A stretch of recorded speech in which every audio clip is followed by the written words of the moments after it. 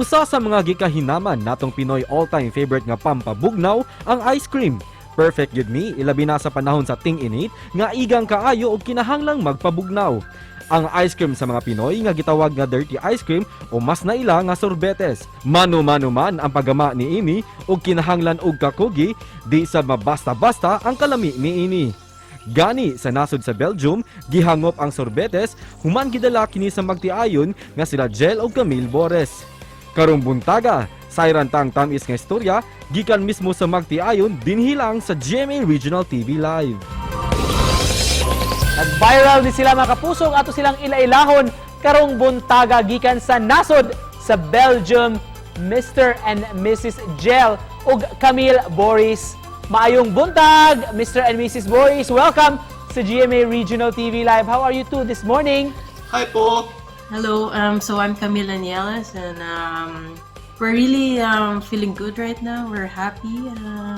It's now 12 in the AM. The kids are sleeping, so it's a little calm time for us to do the interview with you. First up, let's talk about the sorbetes. Ma'am Camille, paano at bakit mo na-introduce ang sorbetes kay Sir Gel at sa Belgium mismo? So, in-introduce ko po yung... Actually, it's Yellow's idea to make an ice cream sorbetes. I just always request for Filipino flavors. So, a year prior to our start, we started making our own ice cream po. He started making classic ice cream, and then I eventually asked him to make some Filipino flavored ice cream. So, that's how it really started. So, I requested Filipino ice cream, and he made it, and he made it. Sir, how do you find the sorbetes in the Philippines? I like the combinations they do, like the flavors. I like what they do with the queso and the fruity flavors like manga, guayabano, durian, avocado. Sir Gel, how did Belgium adapt or accept this traditional and favorite Filipino dessert? They are fond of ube, the ube flavor. They really like it. We also sell bars with Mercedes, and it's a top seller here for ice cream cakes. For local people, they really love it. For you, sir, how is our sorbetes different from your desserts there in Belgium and in Europe? Desserts in Belgium here are more into sweets, but I like in the Philippines, they like it savory, so salty sweet or sour sweet. Not where the sweet is overpowering the rest of the flavor. Ma'am Camille, we learned that you're working as a nurse. Are you still connected, ma'am, sa hospital? Or are you now selling ice cream full-time there in Belgium? So I'm still actually working part-time as a nurse in the same hospital that I worked with since 2013. But from full-time, I'm now working part-time so I can still focus to my family and eventually to our sorbetes business. So we're both working part-time now. Ma'am, bakit niyo po naisipan na mag-introduce ng sorbetes dyan sa lugar niyo? Naisipan po namin ma-introduce ang sorbetes po sa Belgium because actually we're the first one who's selling the ice cream, who's making the ice cream here in Belgium. So the market is still good.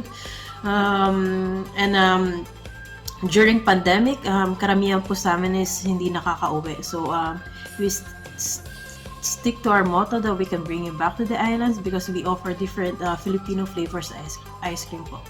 Because actually our choice of ice cream flavor here is limited.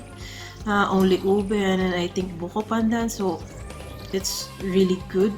Our clients were really happy to have different kinds of flavors. One of the reasons we chose sorbetes as a business. And the second thing po is my husband is a chef and he likes to experiment more with making ice cream. So it's a good combination and it's a good plan actually. Aside from Belgium, did you also introduce itong sorbetes to other countries? So actually po, we have a couple of clients from Luxembourg and Netherlands already that came specially at our at Sintiglas to buy ice cream during their vacation. So one time po we have a client also in Luxembourg who buy a lot and resell it in Luxembourg.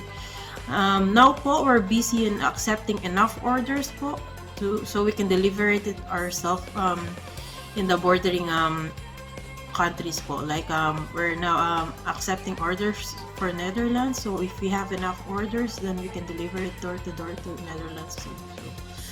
So slowly but surely, hopefully we can sell more outside Belgium. Are those ingredients making sorbetes found there in Belgium? Are you two the ones really making or producing the ice cream? Yes po, all our ingredients are found here in Belgium. So at first po we tried buying our ingredients sa small tindahan sa Asian shop, but eventually po our demand is so big that they cannot keep up anymore. So now we're ordering direct to the distributor po. So some of the ingredients that are not available, we try to look somewhere else. Minsan po nakakahanap, minsan po hindi. So yes, everything is here bought.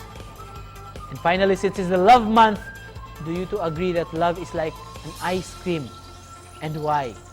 It's a good question. So I think I agree that love and ice cream is the same, because in love we need more patience, and our ice cream is made handmade, so everything is made from scratch, so it's not so easy like I think love. And if you compare it to our ice cream, it's really delicious because because that's what our love is. Yeah, masarap magmahal.